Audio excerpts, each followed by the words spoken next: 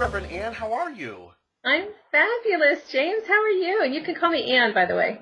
Oh, thank you, Ann. Yeah, Thank yeah. you so much. It's great to connect with you. For those of you who are joining me, I'm founder James Singleton of Insightful Voice, and we are continuing our series where I talk to life coaches and intuitiveness and people who are intuitive energy, like Reverend Ann, across the country on different topics. And this topic we're going to be talking about today is on failure.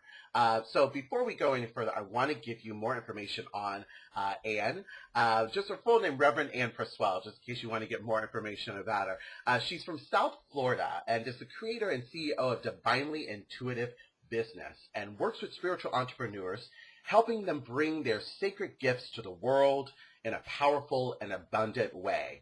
Ann works with spiritual entrepreneurs with what she calls the divinely broke dilemma. And this is the belief that making money and being spiritual can't go hand in hand. So she shows them that the more money you make, the more spiritual you can be because you have more to give back. I love that, Ann.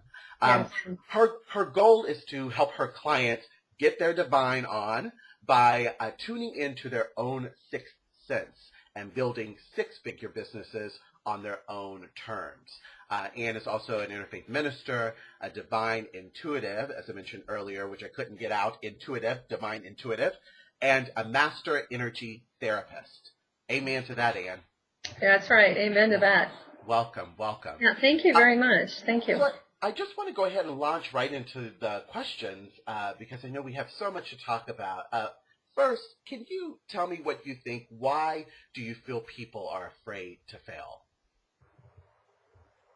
I think it stems from being, when we're when we're growing up and it's painful to fail. It's really painful. And when you do it, like in the beginning, you don't know any better. You don't learn that failure, like falling down, you just try to walk and you drop, fall on your butt and you try and walk and you bump your head and you fall on your chin and, and and nobody thinks of those as failures, right? But somewhere along the line, I think it actually stems from going to school. I actually homeschooled my daughter for a number of years.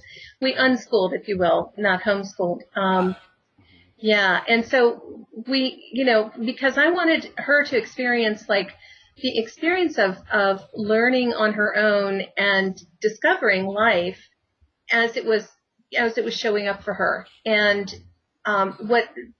because I think when you go into school, suddenly you're in a very competitive environment, and it's set up to be competitive, and you're judged on everything. Remember those little, maybe you didn't get them, but I got some, like D, the red marks, and, you shouldn't, don't write this way, and you did it wrong, and all of that. All the edits and... Right. Yeah. And it's focused on a one way of thinking, a very linear type of thinking. And so those who are very artistic and intuitive and more sensitive, they have a harder time fitting into that framework. And so it becomes almost a way that you're judged constantly and found wanting. And so when you get out into the world, there's sort of like you've been so conditioned to think in a certain way or to think that you're wrong for thinking a different way that it's hard to rediscover, to like sort of cast off all of those years of no, that's not right, think this way, do it this way, do that. And to discover who you really are inside, and especially for intuitives, people who are very psychically attuned, they have been really made wrong because other people don't see those, whatevers and hear and have that quiet connection to the divine, that they can hear that still small voice within.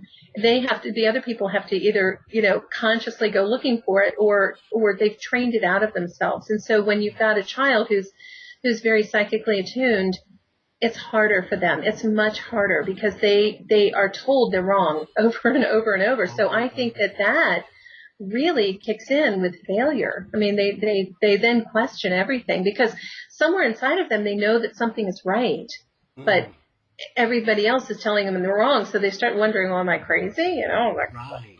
What's going on here, right? There's So that whole, go ahead. I was just going to say, part of the process of becoming who you really are is learning to trust that connection over everybody else, over anybody else, no matter who they are, trusting that. And we are born with it. Yes. We're born with it, but it's trained out of us. And I think that's really where the fear of failure stems. So all the judgment. That's amazing. That's a beautiful way to sum it up, because I do believe that there are a lot of times where, especially in school, whether it be our teachers or whether it be, and this is not, downplaying the teacher's role, but whether it be the critical teacher, we'll say that, and even our, peers who continually say, you can't do that. Who do you think you are that you can't do that? Who do you think you are? And what they really are saying that we don't hear is, who do I think that I'm not, that I can't be like you? And so if, like you're saying, if we learn to tune into our intuitive voice and don't allow others to turn that down as they are continually editing us or critiquing us or trying to fine tune us, then we may not have that fear of failure. We may be able to kind of move forward. So that's. Let me ask you this question, because that actually brought something up for me. Do you ever think that, like, humans have that automatic piece within them that goes, what's wrong here? What's wrong with this? What's wrong with this picture, or what's wrong here? Instead of what's right here, like what you're just saying, right? Yes. And because we're so conditioned to think what's wrong here, we make ourselves wrong. Others make us wrong. It's just a pattern. It's a pattern of thought. Yes. And just as the pattern of thought is implanted, it can also be, changed. Yes. Oh, that's great. That's great. Yeah. So the second question I wanted to ask is about a situation where you failed, actually. I've never failed, please. Me neither. I don't even know why I asked this question. Thinking about a time where you may have made a mistake, or where you did come into this time of failure. What do you wish you could have done differently, and what lesson did you learn through this experience? Well, can I actually change that from what do I wish I'd done differently? Because here's the I had an epic failure, if you will, which was hands down my greatest lesson. Okay, frankly, it was the most painful experience I've ever had in my life, hands down, beyond any shadow of a doubt. But it was also the greatest teacher. So the question really is, do I wish I had not done it? No. Right. I wouldn't ever wish it on my worst enemy. Really, well, maybe my worst. Okay, you didn't hear me say that. Wait. Edit that one out. No, seriously. You're joking.